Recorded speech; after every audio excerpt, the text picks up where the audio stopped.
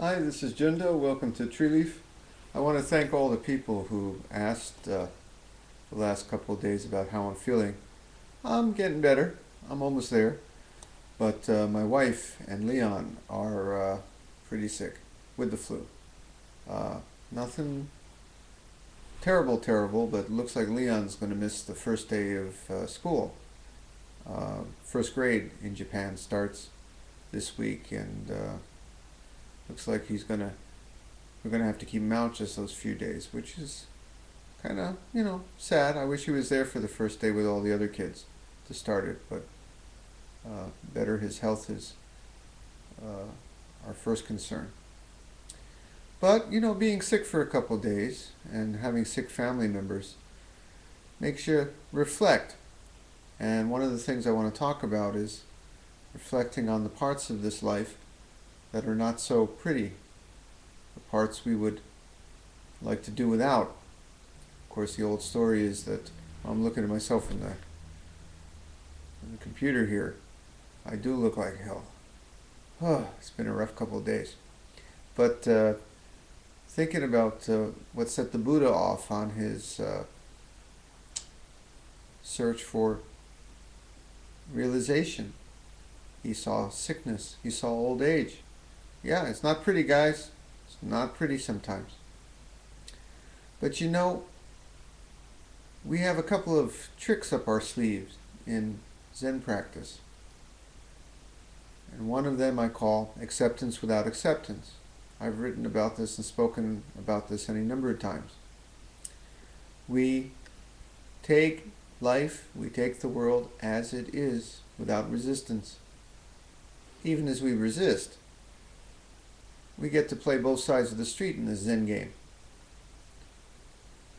Even as we would not change a thing about life, about the world, about ourselves, we change what we can change about life, about the world, about ourselves.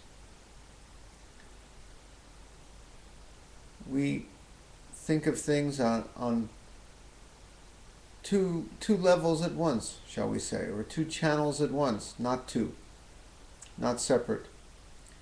There are aspects of this life that are horrible. Just open the newspaper any day and you'll see it. Just look around you, you might see it. Too close for comfort.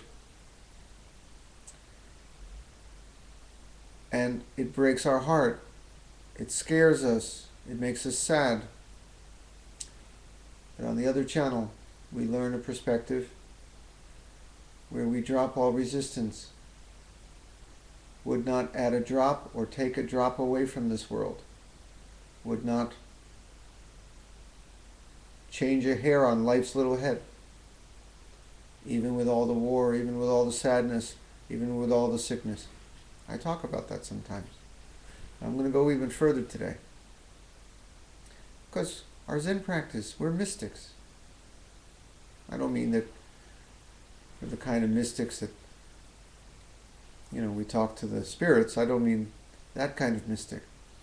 I mean someone who has a mystic love for life in this world. I'm going to say it right off.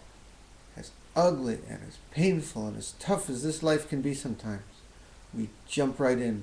We lose ourselves in it. We embrace it. We dance. We dance. We dance a dance of sadness. We dance a dance of joy. We dance a dance of peace. We dance of war. We dance of little children who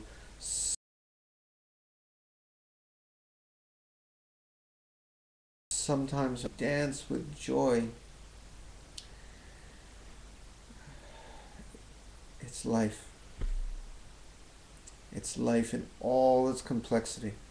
It's like a visit to the art museum, in which we see all these beautiful paintings, some of them of peace and some of them of war, some of them of happy faces and some of them of sad, but it's all such a beautiful array, and this is what life is. I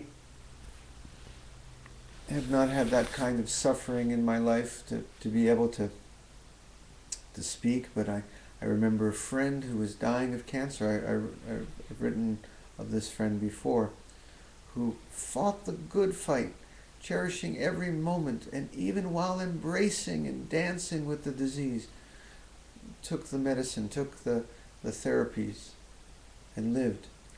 And I'm reminded of Hasidic Jews. I've read stories of Hasidic Jews who, standing in the worst place on the face of the earth, like the ovens, thanked God.